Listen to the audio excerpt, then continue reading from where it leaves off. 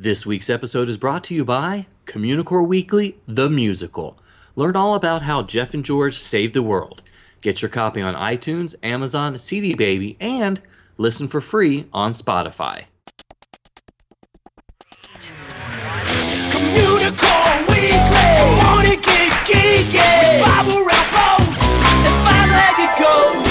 Communicore Weekly, you might get some freaky. Waited all week, I'm sure you already know this. Greatest online show. Welcome to season 3. Hello, and welcome to Communicore Weekly, the greatest online show and home of the world's first pair of independently born identical twins. I'm George. And I'm Jeff, and I'm enjoying this nice, cool breeze coming in through my window right here. So it finally got below 90? It's currently 87. Ooh. So, the windows are open, the breeze is coming through, we got a nice crosswinds happening. It feels great, guys. But what if there's like somebody peeking outside the window, like sneaking, looking at you and stalking at you? What? You see any red Watching me? eyes out the window? Hang on, I'm gonna look. Red eyes? George, Yeah. It's not dark here. It's the middle of the afternoon. See, it's dark here. Oh, see, that's what happens with the time travel. If I just saw red eyes, I'd be significantly more scared because there'd be nothing attached to those red eyes. Exactly. I mean, it's dark here, so... okay. Yeah. That's where the confusing thing comes in. Man, It's still way light here. I mean, I can look outside and I can see everything. Wow. I'm And sorry you're that you wearing live in such a glasses, desolate place. too. Desolate and dark. That's North Carolina. Thank you very much. The sponsor of this week's episode. So, My apologies to everyone who lives in North or South Carolina. no, we don't talk about South Carolina. Oh, you don't? No. Oh, is that like Fight Club? Yes, exactly. Oh, okay. I'm going to stop talking about it now. Let's go do. to the history segment. It's time for Disney History.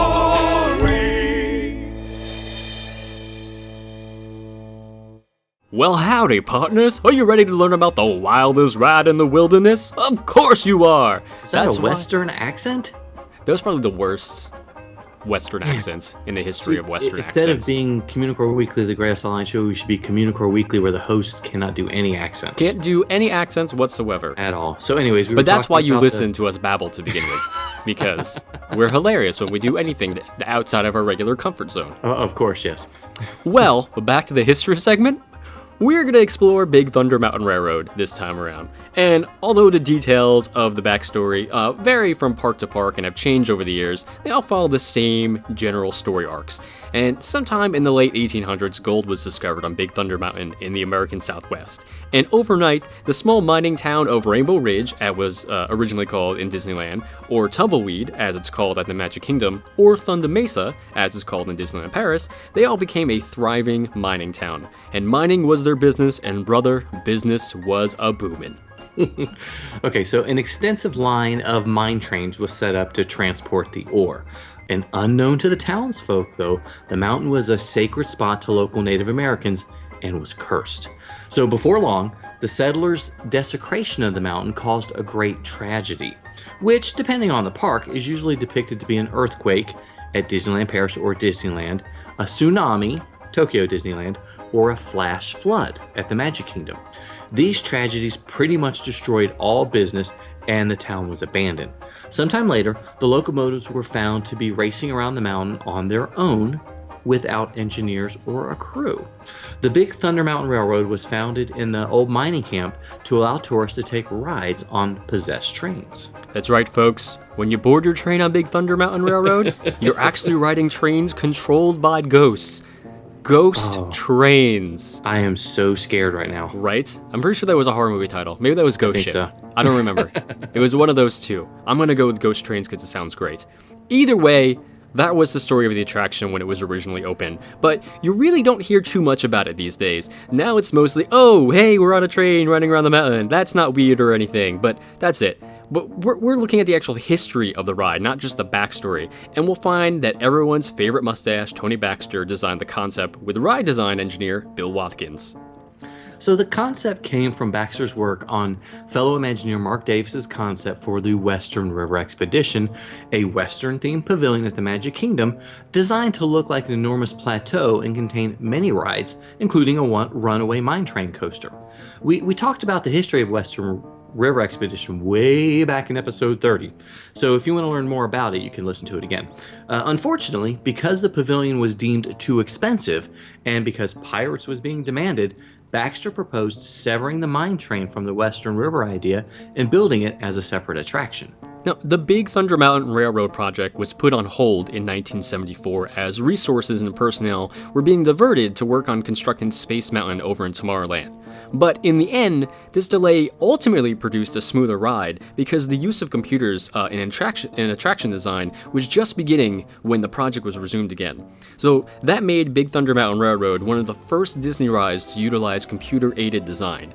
And the attraction first opened at Disneyland in 1979, with the Magic Kingdom's larger version in Florida opening in 1980. And Tokyo Disneyland added its own version in 1987, and in 1992, Disneyland Paris opened with Big Thunder Mountain Railroad as an opening day attraction. In keeping with the theme, the station buildings on all 4 versions of the ride are designed to look as though they are the abandoned offices of a mining company from the mid to late 19th century. The mountains themselves are themed to the red rock formations of the American Southwest. The rockwork designs on Disneyland's Big Thunder Mountain Railroad are based on the hoodoos of Bryce Canyon National Park in Utah. In the Magic Kingdom, Tokyo, and Paris versions of Big Thunder Mountain Railroad, the rockwork designs are based on the rising buttes that are located in Utah and Arizona's Monument Valley. Special care was taken by the Imagineers to make it appear that the rocks were there originally and the track was built around the rocks, unlike a number of earlier mine rides which were built the other way around by sculpting the rocks around the tracks. Now, the action of the ride takes place completely in the sagging, rotting tunnels of the mountain itself. And in contrast to most steel roller coasters, where the thrills come from the perception of flying through the open air, the thrills of Big Thunder Mountain Railroad are meant to come from the perceived instability of the mine and its constant threat of collapse. Now, there's special effects of typical locomotive operation that are piped into the surrounding scenery to kind of add realism to guests viewing the ride from the observation platforms, including the steam whistle sounds, even though there are no whistles on display on the locomotives as you're riding them. It's a ghost whistle. Ooh, spooky. You're not making spooky noises, George. That's because I'm a little too frightened to speak. Okay. Ooh, actually, no, I'm a little too... all aboard. I was going to say, now I'm a little too ashamed to speak. Oh, I'm sorry. But I apologize. Okay, so Disneyland just refurbished their version of the attraction and added an explosive new ending, no pun intended. Okay, well, maybe a little pun intended. Now, kind of abandoning the ghost theme altogether in a way, the end of the ride brings you through a dynamite-filled mine shaft, and using projection mapping and special effects, you follow a lit fuse all the way up to the top of the shaft, where a gigantic explosion shoots you out to the end of the ride. Now, the train cars that carry you through the ride have names such as You Are Courageous, I Am Bold, You Are Fearless, I Be Hardy, and You Are Daring. There was also an I Am Brave at Disneyland, but that was renamed to I Am Loco after an accident. Now, just for reference, Hong Kong Disneyland does not have a Big Thunder Mountain Railroad attraction, or a Western-themed Frontierland for that matter. However, they do have a Grizzly Gulch, and Grizzly Gulch has a theme very similar to Frontierland. And the main attraction, Big Grizzly Mountain Runaway Mine Cars, which is a very long name, and I'm going to stumble over it all the time, it carries a very similar theme to Big Thunder Mountain Railroad. So, kind of like the Haunted Mansion and the Phantom Manor and Mystic Manor are all sister attractions, then the same kind of holds true for Big Thunder and Big Grizzly Mountain. Now, we just got to experience Big Thunder Mountain, the Disneyland version, of course, many times on the Communicore. You just got to experience it. I experience it all the time. Oh, be quiet. Sorry. I'm at the Royal We.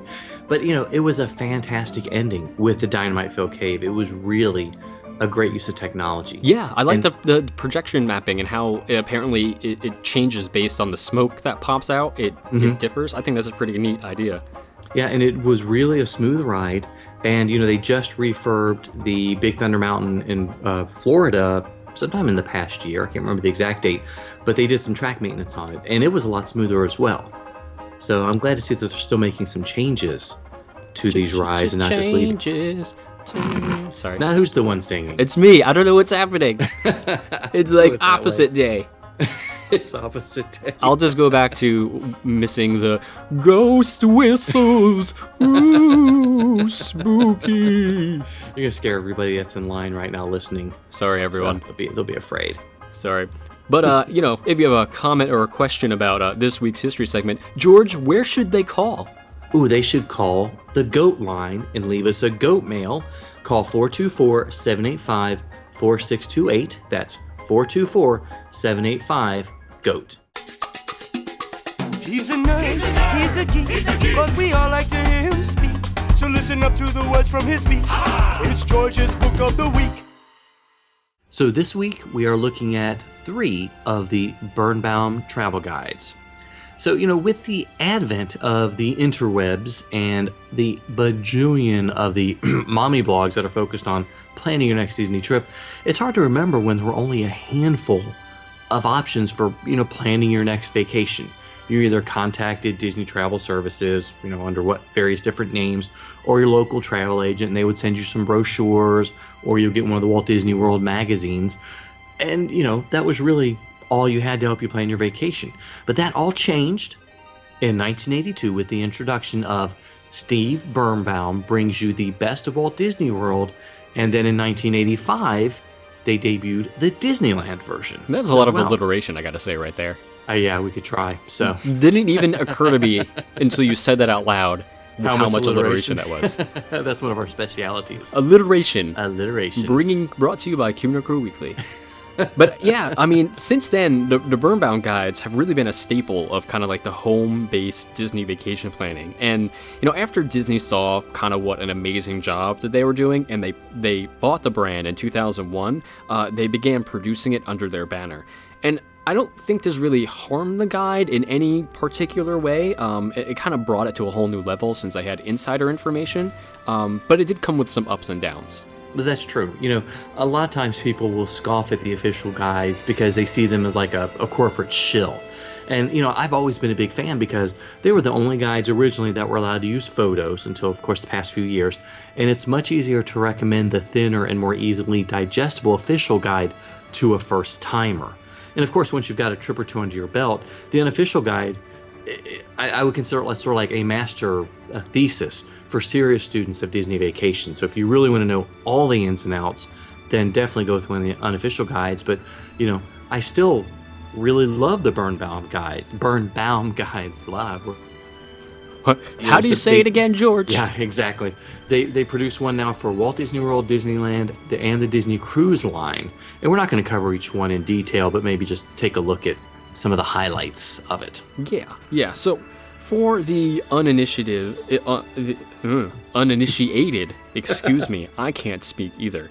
To me, these guides are kind of like invaluable for them. For the first and the second and sometimes even the 5th time visitor, the guides have all the information that you need. And the guides, they're updated yearly, so they're really a great resource for everything that you want to know.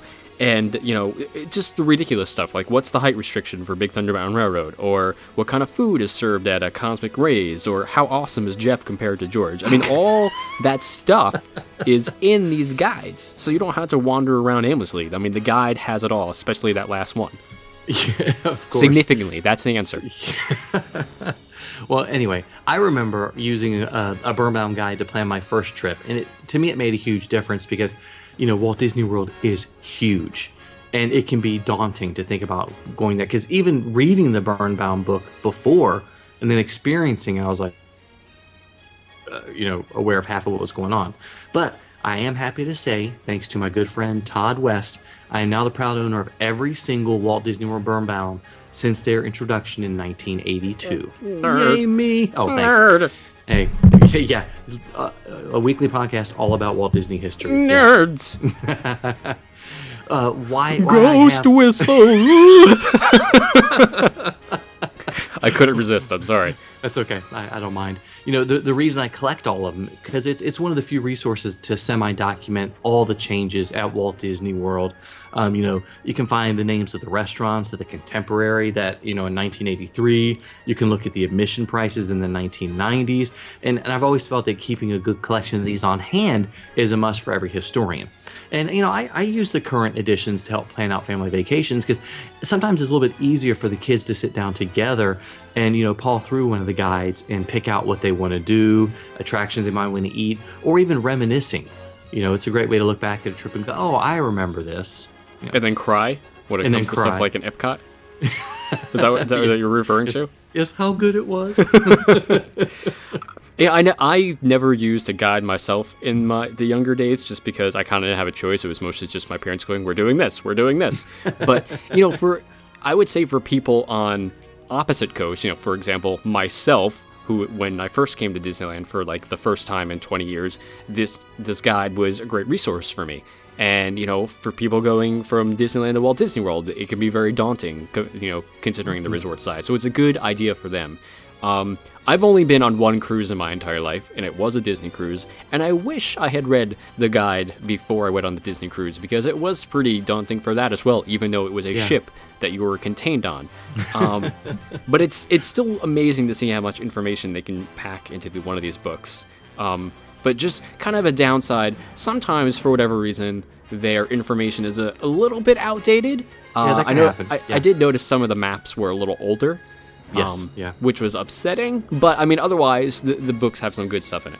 Yeah, they've had some changes, and I think it's pretty safe for us to say that all three of the guides, the Walt Disney World, the Disneyland, and the cruise line, they offer something for every vacationer. They're a great tool for first-timers to help them get oriented, and a way for veterans to get caught up and maybe see what's new if you haven't been on a trip in a while. And I said this earlier, but I always recommend the official guides to friends that are traveling for the first time because the presentation of the books is simply so accessible. And that to me is one of the strengths of the Birnbaum Guides themselves. I agree. I think they're good. You should get guides. Do it that way. Yes. Or hire us. That's your other option. Yes, we're willing to do a Communicore Weekly Tours. LLC, because we don't want to get sued. If we just say LLC, we won't get sued. Is that how that works? I think so. Okay. I think so. Fair enough. Okay, well, obviously we were talking about the 3 Birnbaum Guides for this week's episode, the one for Walt Disney World, Disneyland, and the Disney Cruise Line. Sometimes it's a 1, sometimes it's a 2. When you gotta go, what you gonna do? It's a bathroom break. A bathroom break.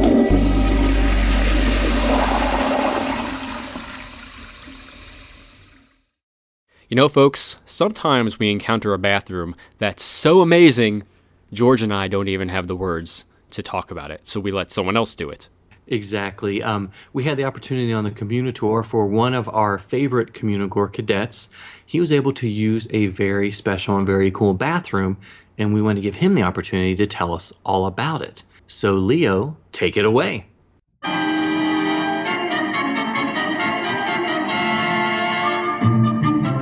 Hi, this is Leo, and I'm here to present the Communicore Weekly Bathroom Break this week.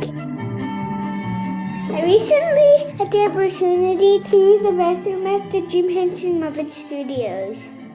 It used to be the Charlie Chaplin Studios. I think it might have peed where Charlie Chaplin peed.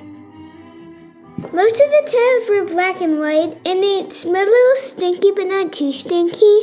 And there were really big urinals, and there were no Muppets, and the community tour was nice, and that's all I have to say. For Jeff Heinbuck and George Taylor, this is Leo. Sometimes you might see it, sometimes you don't. Hey, look, what's that? It's a 5-legged goat. Part of Big Thunder Mountain Railroad at Disneyland sits on the former site of Mine Train Through Nature's Wonderland, and so several tributes to the original attraction can be found. For example, The town you travel past at the end of the ride, which, of course, now you know that Barnabas T. Billion's photo is hanging in the saloon there. But that town was originally named Rainbow Ridge, after the name of the town that overlooked the loading platform on Mine Train Through Nature's Wonderland. And also, some of the animatronics used in Big Thunder were originally for a Mine Train attraction as well. And even the name of the ride itself, Big Thunder, was originally the name of an enormous waterfall that the train passed on the Mine Train tour. Little Thunder was located nearby. So there's all neat little tidbits and things in there for you to check out. Yeah, and it's pretty amazing that something that's simply a roller coaster in many people's eyes has so many five-legged goats, so much history, and so many different ties to Disneyland. Yeah, nice little nods all over the place on a train, especially ones that has ghost whistles. Ooh, I've been waiting for an opportunity to bring that up again. I'm sorry. That'll be our next show. Will be the Ghost Whistler. The Ghost Whistler. No takers. Oh god. We'll see if the boys come up with a theme song. That'd be great. I'm okay with that idea. Then we'll have to do a Ghost Whistler song. Oh, Halloween episode. Coming this fall to ABC, the Ghost Whistler. Okay, well, before this gets any sillier, is that possible? Is it possible? I don't know. I don't think it is. Anyway, well, thank you guys so much for watching and listening to another episode. Yes, be sure to leave us a comment and give us a rating on iTunes. Let us know what you thought of this one, please. Of Jeff's Ghost Whistles. Email us at communicoreweekly@gmail.com. And of course, you can like us on Facebook at facebook.com/Communicore Weekly. Listen, we keep delivering on Mustache Mondays, Tony Baxter Tuesdays, Flying Saucer Fridays, Ghost Whistling Wednesdays. Oh! Maybe Spooky Saturdays. Spooky Saturdays, man. We're going to have so many different themed days all week long. You're going to be tired. I'm going to be tired. Good thing I can schedule these things in advance because I'm going to forget about every single one. I'm just going to do now for like the next 2 months so it's all done. It's just schedule them all. Yeah. Okay, so anyways, you can follow us on Twitter and Instagram. I'm at Imaginerding and he's at Jeff Heimbuck. And of course, give us a call on the Communicore Weekly Goat line at 424-785-4628. We'd love to hear from you. Leave us a voicemail. It'll be great. Yes, it is. And pick up your copy of Communicore Weekly, the musical, today. You will absolutely love it. We guarantee it. Or yesterday. Pick it up yesterday. That's true, because you could have already bought it and then That's listened true. to us. Anyway, so for Jeff Heimbuck, I'm George Taylor. And for George Taylor, I'm Jeff Heimbuck. Thanks so much for listening to another week of our shenanigans, guys and girls. We'll see you next time on Communicore Weekly, the greatest online show.